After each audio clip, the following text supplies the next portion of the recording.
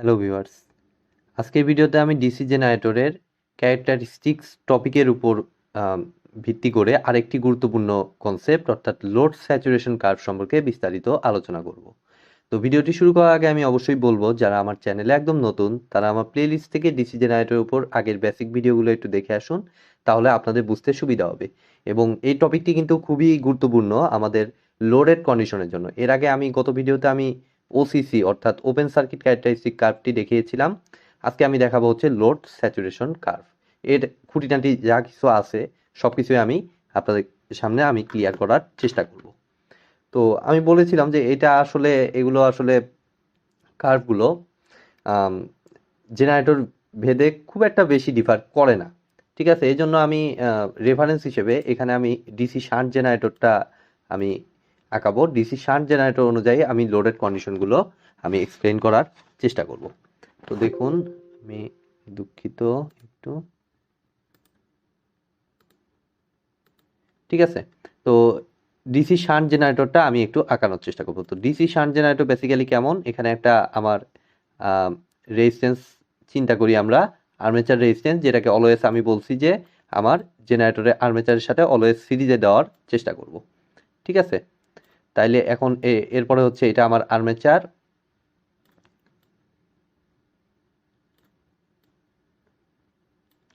আর field রেজিস্ট্যান্সটাকে আমি বলেছিলাম যে আমার ফিল্ড যেটা আছে অর্থাৎ শান্ট ফিল্ড যেটা, এর সাথে আমি একটা ভেরিয়েবল রেজিস্ট্যান্স রাখবো অ্যাডজাস্ট করার জন্য। এই এই যে ভেরিয়েবল রেজিস্ট্যান্স দেওয়ার কারণ হয়তোবা আজকের ভিডিওতে না, এর পরের ভিডিওটাতেই আপনারা ক্লিয়ার হয়ে যাবেন পুরোপুরি। ঠিক আছে, এই ভেরিয়েবল রেজিস্ট্যান্সটা আমি দিয়ে দিলাম। ঠিক আছে, তো আপাতত আমি একদম শান্ট প্লাস এই পর্যন্ত আমার একবারে টোটালটা হচ্ছে আমার শান্ট রেজিস্ট্যান্স। আর ওসিসি কার্ভে বেসিক্যালি লোডটাকে আমরা করেছিলাম হচ্ছে ওপেন রেখেছিলাম। ঠিক আছে, বাট লোড স্যাচুরেশন কার্ভ যেটা, এখানে বেসিক্যালি যে কাজটা করব, এখানে আমার অবশ্যই লোড থাকবে। ঠিক আছে, তো আমি যে কাজটা করব যে এখানে এক্স অ্যাক্সিস এবং ওয়াই অ্যাক্সিসটা আগে আমি আঁকিয়ে নেব, দেন আমি আস্তে আস্তে ইকুয়েশনগুলো এক্সপ্লেন করে করে আমি আমার লোড স্যাচুরেশন কার্ভটা প্লট করার চেষ্টা করব। ঠিক আছে, তো এখানে বেসিক্যালি এখানে হবে হচ্ছে ভোল্টেজ ভি, এদিকে হচ্ছে ভোল্টেজ ভি, আর এদিকে হচ্ছে ডান দিকে হচ্ছে আমার কারেন্ট। তো ওসিসি কার্ভে এখানে আমরা ধরেছিলাম হচ্ছে field current, but load saturation কার্ভে এখানে বেসিক্যালি আমরা ধরবো হচ্ছে আর্মেচার কারেন্ট। কেন আর্মেচার কারেন্ট ধরবো? বেসিক্যালি নিয়ম হচ্ছে আর্মেচার কারেন্ট ধরাই। তো ওখানে যে জিনিসটা ছিল আমাদের ওপেন, কি বলে ওটা, ওসিসি কার্ভে বেসিক্যালি লোডটা ওপেন ছিল, যার কারণে আমরা ফিল্ডের কারেন্টটা নিয়ে আমরা বিবেচনা করেছিলাম। বাট এখানে তো আমার লোডেড কন্ডিশনে আমার লোড থাকবে। তো লোড থাকলে এখানে সিগনিফিকেন্ট ভূমিকা পালন করবে হচ্ছে আর্মেচার কারেন্টটা, কেননা আর্মেচার কারেন্ট কিন্তু মেইন উৎস। সেই কারণে আমি আর্মেচার কারেন্টকে এদিকে দিব এবং ভোল্টেজটাকে এদিকে আমি দিব। তো এখন আমি আস্তে আস্তে জিনিসটা এক্সপ্লেইন করার চেষ্টা করব। তো ফার্স্ট অফ অল আমি আসি হচ্ছে নো লোড কন্ডিশন। ঠিক আছে, কারণ নো লোড থেকে আমার স্টার্টিং ইনিশিয়াল পয়েন্টটা হচ্ছে আমার নো লোড। তো নো লোড পয়েন্টে আমার আই এর ভ্যালু কত? অবভিয়াসলি আই এর ভ্যালুটাকে আমি 0 পয়েন্ট থেকে কাউন্ট শুরু করব। ঠিক আছে, তো আই এর ভ্যালু 0, একেবারে শুরুতে আমার এটা লাইক কাজ করবে হচ্ছে ওপেন সার্কিট ক্যারেক্টারিস্টিক্সের মতো, অর্থাৎ একটা নির্দিষ্ট পরিমাণ ভ্যালু থাকবে। অবশ্যই আমাদের ওপেন সার্কিটে আমাদের ভোল্টেজ থাকে, আমরা দেখেছি। তো সেই ওপেন সার্কিট ভোল্টেজটা হচ্ছে এটা, যে কন্ডিশনে আমার ইজি এবং ভি এর ভ্যালুটা ইকুয়াল। এই এই পয়েন্টটা ফার্স্ট অফ অল আমি মাথায় রাখি যে ওপেন সার্কিট পয়েন্ট হচ্ছে সেই পয়েন্টটা যে পয়েন্টে আমার ইজি এবং ভি এর ভ্যালুটা আমার কি ইকুয়াল। তো এই পয়েন্টটা আমি বুঝতে পারলাম। এখন আমি আস্তে আস্তে যে কাজটা করব যে আমার ডানে গেলে এখন কি ঘটনা ঘটবে, এই জিনিসটা ফার্স্টে আমাকে বুঝতে হবে। তো এটার জন্য যে কাজটা করব যে আমি ফার্স্টে একটা ডটেড লাইন, এরকম এক্স অ্যাক্সিসের সমান্তরাল একটা ডটেড লাইন আগেই আমি আঁকিয়ে নেব, যাতে এটা দ্বারা আমার এক্সপ্লেন করতে সুবিধা হয়।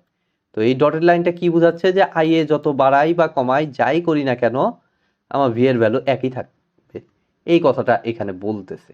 ঠিক আছে, আমরা এটা দ্বারা বুঝতে পারলাম খুব সহজেই, আমাদের এইচএসসি জিওমেট্রি থেকে আমরা বুঝতে পারতেছি যে আই এর ভ্যালু যতই বাড়াই না কেন ভি এর ভ্যালু সবসময় সেম থাকবে। এটাকে জাস্ট একটা রেফারেন্স রেখার মতো আমি করতেছি, এটা কিন্তু অ্যাকচুয়াল রেখা না। ঠিক আছে? তো আমার কাজ হবে এখন এইটা দেখে দেখে আমার অ্যানালাইসিস করা, এবং এইখানকার যে ভোল্টেজটা সেটাকে আমি বলতেছি, এটাকে একটা এক্সপ্রেশন দেই। এটার এক্সপ্রেশনটা হচ্ছে, এটাকে বেসিক্যালি আমরা বলতেছি E0। ঠিক আছে? অর্থাৎ E0টা কি বুঝাচ্ছি, এটা দ্বারা বুঝাচ্ছি হচ্ছে ওপেন সার্কিট ভোল্টেজ বা নো লোড ভোল্টেজ। তাহলে এটা হচ্ছে আমার E0। ঠিক আছে, এইটুকু বুঝলাম।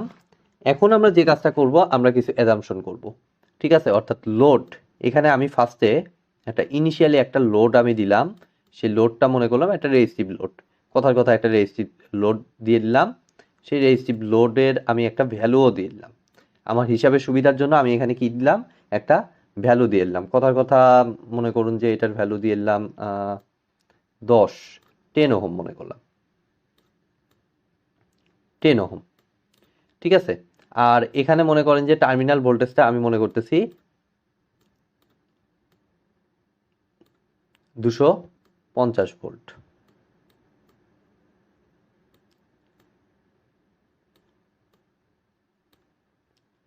ঠিক আছে? তো এই 250 ভোল্ট আমি এই 10 ওহম থাকা অবস্থাকার আমার ইয়েটা। ঠিক আছে? 10 ওহম থাকা অবস্থায় এর হচ্ছে আমার কি কি বলা যায় যে এর টার্মিনাল ভোল্টেজ। তাইলে 10 ওহম মানে কি, এটা লোডেড কন্ডিশন, অবভিয়াসলি এটা লোডেড কন্ডিশন। তো এই অবস্থায় আমার যে ইজিটা পাবো, এবং এটা কিন্তু মিনিমাম ভ্যালু, আমি মনে করলাম 10 ওহমটা আমার হচ্ছে মিনিমাম লোড।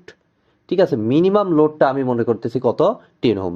ব্যাপারগুলো ভালো মতো একটু বোঝার চেষ্টা করুন যে আমি 10 ওহমটাকে চিন্তা করছি হচ্ছে মিনিমাম লোড। তো এই অবস্থায় টার্মিনাল ভোল্টেজ আমি পাইলাম 250 ভোল্ট। ঠিক আছে? তাহলে এই 250 ভোল্ট থাকা অবস্থায় আমার ইজির যে ভ্যালুটা পাবো, সেই ভ্যালুটাকে আমি একটু কাউন্ট করার চেষ্টা করব। তো তার জন্য দেখুন এখানে আমার কিছু ওহমিক ভ্যালু লাগবে। আমার ফিল্ড রেজিস্ট্যান্সটাকে আমি 250 ওহম মনে করতেছি। তো এর আগে ডিসি জেনারেটর ম্যাথগুলো করার সময় দেখেছিলেন যে এই শান্ট ফিল্ডের রেজিস্ট্যান্সের ভ্যালুগুলো টিপিক্যালি এরকম ভ্যালুই থাকে, আর এটা অনেক কম ভ্যালু থাকে। ঠিক আছে? তো আর এর ভ্যালুটা আমি মনে করুন যে আমি মনে করলাম 0.1 ওহম। তো রেজিস্ট্যান্স তো আর চেঞ্জ হয় না, রেজিস্ট্যান্স যা আছে তাই থাকবে, এটা হলো ওয়াইন্ডিং এর উপর নির্ভর করে। ঠিক আছে? আর্মেচার রেজিস্ট্যান্সটা কম থাকে ফিল্ডের তুলনায়। ঠিক আছে? তাহলে এই অবস্থায় আমার ইজি কত সেটা একটু দেখি।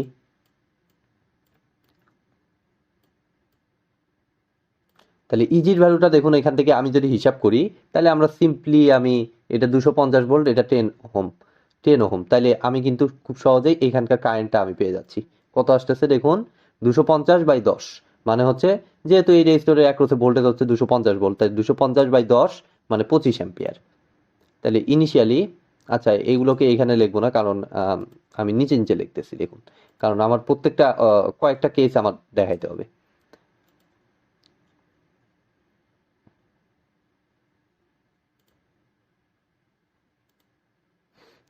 তো এখানে আমি দিব হচ্ছে আমার এই কারেন্টটা হচ্ছে কত, 250/10, আর এদিকে একটা কারেন্ট আছে, ফিল্ডে একটা কারেন্ট আছে, সেই কারেন্টটাকে আমি মনে করতেছি কত, 250 ভোল্ট/250, মানে হচ্ছে 1।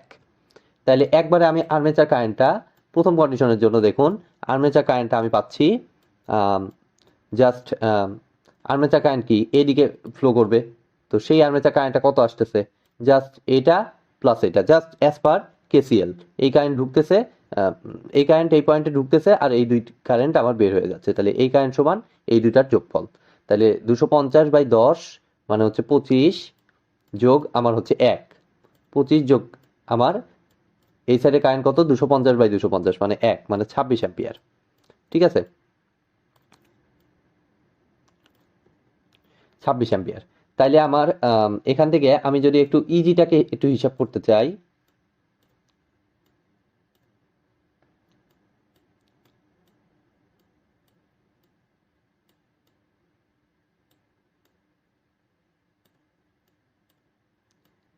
তাইলে আমাকে একটু বুঝতে হবে আগে, এটা কিন্তু মিনিমাম ভোল্ট। ঠিক আছে? মিনিমাম ভোল্ট, অর্থাৎ লোডেড কন্ডিশনের জন্য আমার শুরুতে যখন সিস্টেমটা শুরু হচ্ছে সেই অবস্থার মিনিমাম লোড। ঠিক আছে? অর্থাৎ এটাকে লাইক মনে করুন যে আমার এই যে এই 0 পয়েন্ট, ঠিক আছে, আই এ ইকুয়াল টু প্রায় 0 পয়েন্টের কাছাকাছি, এইরকম অবস্থায় আমার ইয়েটা আমি পাচ্ছি হচ্ছে 26 অ্যাম্পিয়ার, অর্থাৎ যখন মাত্র আমার সিস্টেমে লোড দেওয়া হয়েছে তো সেই কন্ডিশনে আমার কি অ্যাকচুয়ালি এই যে 250 ভোল্ট এটা লাইক এই ইজি সমান হিসেবেই কাজ করবে, অর্থাৎ ইনিশিয়ালি এটা হচ্ছে easy is equal two 250 volt হিসেবে আমি কাউন্ট করব। ঠিক আছে, এখানে কোনো প্লাস মাইনাস কোনো কিছু করব না, এটা হচ্ছে আমার বেসিক্যালি ইজি জিরো। ঠিক আছে, যেটা হচ্ছে বেসিক্যালি এই ভ্যালুটা। ঠিক আছে, ইজি জিরো। তাহলে ব্যাপারটা চিন্তা করুন, আমি কিন্তু এটা কিন্তু একেবারে ইনিশিয়াল লোড হিসেবে আমি কাউন্ট করতেছি, যার কারণে আমি ইজি জিরো এবং ইজি জিরো এবং ভি এর ভ্যালুটাকে ইকুয়াল ধরে আমি দেখলাম যে কারেন্টটা কত লাগতেছে। ঠিক আছে, ইনিশিয়ালি তো আমি চেঞ্জ করে দিতে পারবো না, এটার তো আর ইনিশিয়ালি চেঞ্জ করা আমার পসিবলও না। সেই কারণে আমার কি করতে হবে, ফার্স্টে এটাকে 250 এই দুটাকে ইকুয়াল ধরে আমি দেখলাম 250 ভোল্ট। এখন দেখবো হচ্ছে কতটুকু চেঞ্জ হচ্ছে। ঠিক আছে, অর্থাৎ লোডটা এখন দেওয়া হয়েছে, লোডটা দেওয়ার পরে আমার ভোল্টেজটা চেঞ্জ হয়ে আমার কততে দাঁড়াইলো। ঠিক আছে, তাহলে সেই ভোল্টেজটাকে আমি মনে করলাম ভি প্রাইম, তাহলে সেই ভোল্টেজটা আমার কত হবে, জাস্ট সিম্পলি এই জায়গায় 250 ভোল্ট, আগে ছিল ইজি ভ্যালু, ইজি ভ্যালু হচ্ছে 250 ভোল্ট, এই যে দেখুন ইজি ছিল 250 ভোল্ট, সেখান থেকে ড্রপ হবে কত, আইএ ইন্টু আর এ। তো কত পাইলাম আইএ, জাস্ট পাইলাম হলো আই এর ভ্যালু হচ্ছে 26 ইন্টু আমার কত আর এ, আর এর ভ্যালু হচ্ছে আমার কত 0.1। তাহলে এটাকে একটু ক্যালকুলেটারে হিসাব করি, তাইলে আমার দেখুন 250 মাইনাস 26 ইন্টু 0.1, জাস্ট আমি ক্যালকুলেটার ইউজ করে ভ্যালুটা দেখুন বের করতেছি, 247.4 ভোল্ট। তাইলে সিস্টেমের শুরুতে আমার ভি এর ভ্যালু হচ্ছে 250 ভোল্ট, বাট যেহেতু এই লোডটাকে মেনটেন করতে আমার একটা নির্দিষ্ট পরিমাণ কারেন্ট লাগতেছে। ঠিক আছে, অর্থাৎ আই এর ভ্যালুটা ড্রাস্টিক্যালি চেঞ্জ হয়ে আমার কত হয়ে গেল, 26 অ্যাম্পিয়ার হয়ে গেল। তাহলে এই 26 অ্যাম্পিয়ারের কারণে আমার আর্মেচারের ভিতরে কিছু ড্রপ হবে, সেই ড্রপটা নো লোড ইএমএফ থেকে বাদ দিলে আমার যেটা থাকতেছে, আমার নো লোড থেকে ইএমএফ থেকে বাদ দিলে আমাদের মেইনলি এখানে যে ভ্যালুটা পাচ্ছি সেটাই হচ্ছে আমার ফাইনাল, এই লোডের অ্যাক্রসে ফাইনাল এতটুকু ভোল্টেজ তার মেনটেন করতে হবে এই লোডটাকে চালাইতে। অর্থাৎ ক্রমাগত আমার ভোল্টেজের মানটা আপডেট হতে থাকবে। ঠিক আছে, অর্থাৎ এই কন্ডিশনে 10 ওহম দেয়া যতক্ষণ থাকবে ততক্ষণ এটাকে মেনটেন করতে আমার 247.4 ভোল্ট 247.4 ভোল্ট এখানে আমার সিস্টেমে লাগবে, জাস্ট 10 ওহমকে মেনটেন করতে কিন্তু। ঠিক আছে, এখনও কিন্তু আমি লোড চেঞ্জ করি নাই, অর্থাৎ আমি দেখুন আপডেট করে দিলাম, অর্থাৎ আগের ভ্যালু 250কে আমি এখন মুছে দিব। ঠিক আছে, কেননা আমি এখন কি করলাম, আমার ভ্যালুটাকে আমি কি করে ফেললাম, চেঞ্জ করে ফেললাম। তাহলে এইখানে দেখুন এটা প্লাস এটা মাইনাস, তো এখন চেঞ্জ হয়ে আমার কত হইলো 247.4 ভোল্ট। খেয়াল রাখুন 247.4 ভোল্ট, যতক্ষণ 10 ওহম থাকবে ততক্ষণ সে 247.4 ভোল্টই মেনটেন করে রাখবে। এরপরে আমি কি করব, সিস্টেমে ধরেন যে আমি লোড বাড়ায় দেব, অর্থাৎ প্যারালালি আরেকটা 10 ওহম আইনে আমি অ্যাড করলাম, কথার কথা আমি আরেকটা 10 ওহম আইনে অ্যাড করলাম, দ্যাট মিনস আমি লোড বাড়াবো। তাহলে লোড বাড়লে কিন্তু আমার আই এর ভ্যালু একবার দেখলাম যে জিরো থেকে আমার আইএল এর ভ্যালু এটা হয়েছে 25 অ্যাম্পিয়ার, এই যে লাইন কারেন্ট 25 অ্যাম্পিয়ার হওয়ার কারণে আর্মেচার কারেন্ট বেড়ে গেছে। ঠিক আছে, অর্থাৎ এদিকে আসলে আর্মেচার কারেন্ট বাড়তেছে, অর্থাৎ এদিকে আসা মানে লোড বাড়া। তাহলে এখন দেখি আমার আরেকটা লোড বাড়ায় দিচ্ছি, এই লোডের ভ্যালু হচ্ছে, এটারও ভ্যালু হচ্ছে 10 ওহম, কথার কথা। তাইলে এখন দেখুন এই সেকেন্ড কেসের জন্য আমার কি আমার অ্যাজাম্পশনগুলো আসতেছে সেটা একটু দেখি। তাহলে এটার জন্য আমার আয়ের ভ্যালুটা কত আসে দেখি।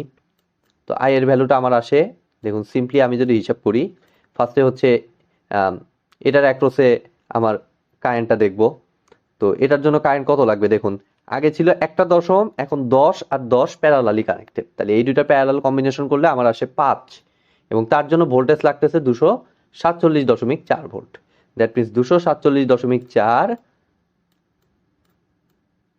সিম্পলি 247.4 ডিভাইডেড বাই আমার কত ওহম, কত লাগতেছে 5 ওহম, ওহম কমে যাচ্ছে, প্লাস আমার শান্ট কারেন্ট কত 247.4 ডিভাইডেড বাই 250। ব্যাস ভ্যালুটাকে এই ভ্যালুটাকে একটু হিসাব করে নিব।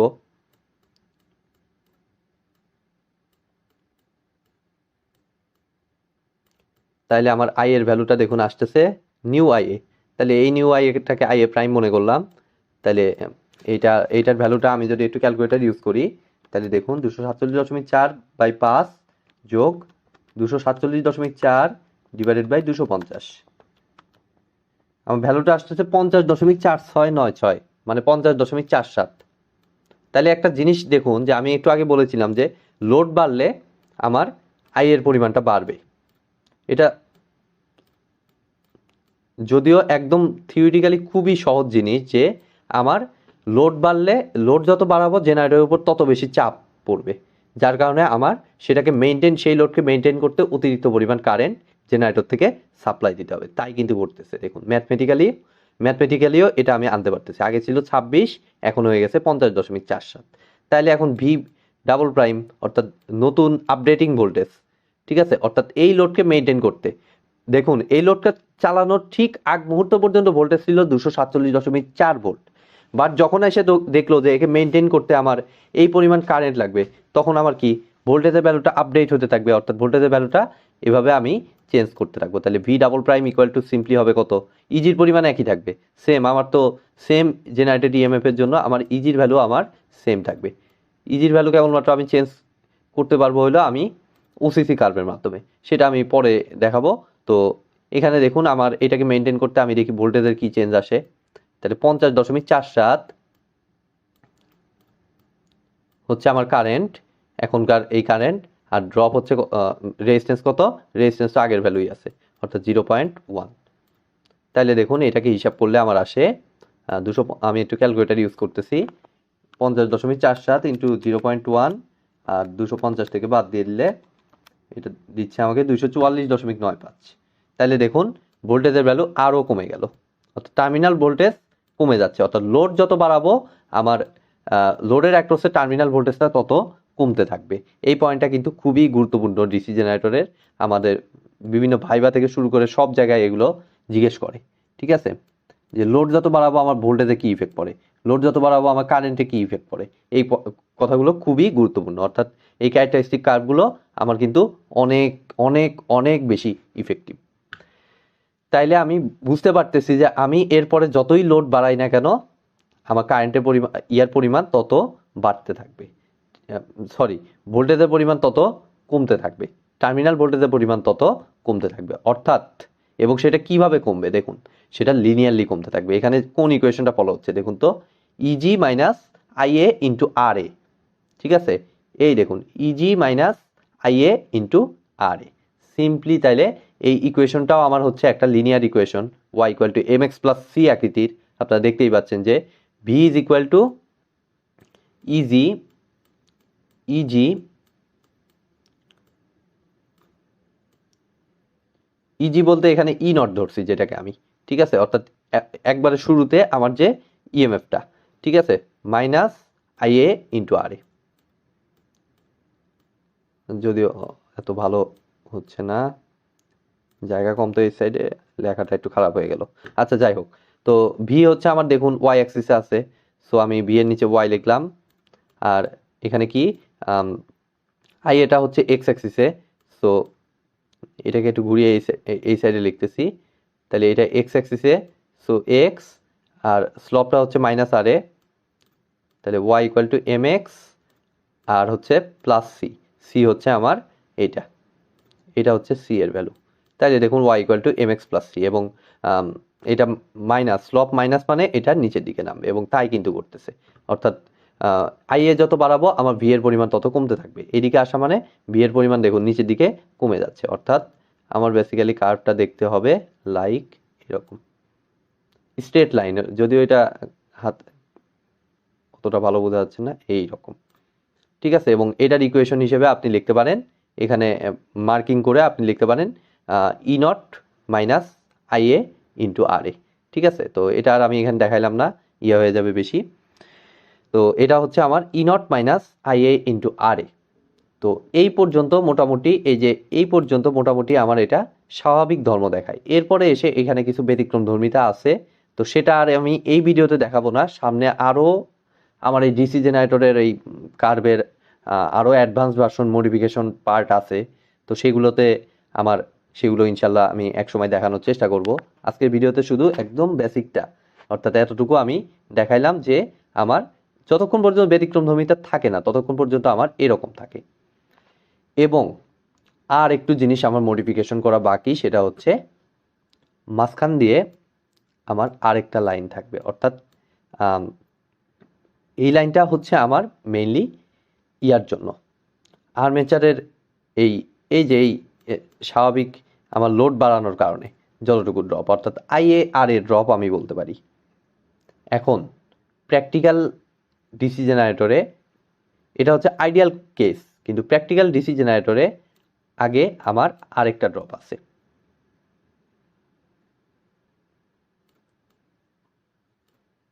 আগে আমার আরেকটা ড্রপ আছে, সেই ড্রপটাকে বেসিক্যালি বলা হয় হচ্ছে আর্মেচার রিয়াকশন ড্রপ।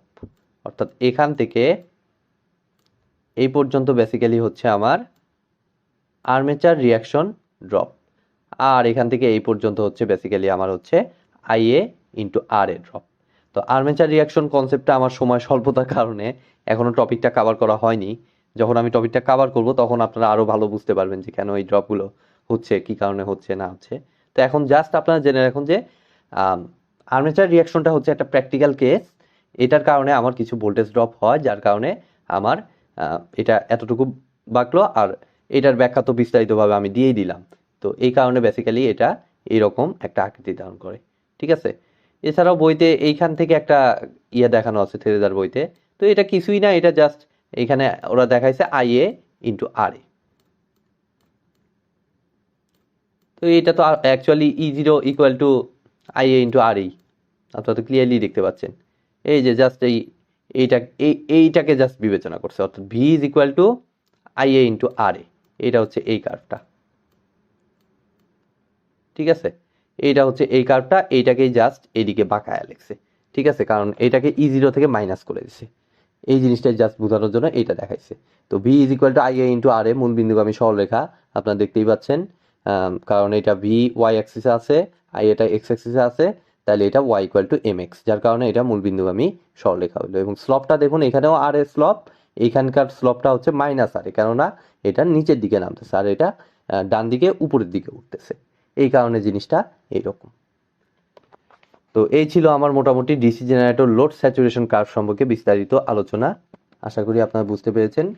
ভিডিওটি যদি ভালো লেগে থাকে অবশ্যই ভিডিওতে একটি লাইক দিবেন, বন্ধুদের সাথে বেশি বেশি শেয়ার করবেন, আর চ্যানেলে নতুন হয়ে থাকলে অবশ্যই চ্যানেলটি সাবস্ক্রাইব করবেন। ধন্যবাদ।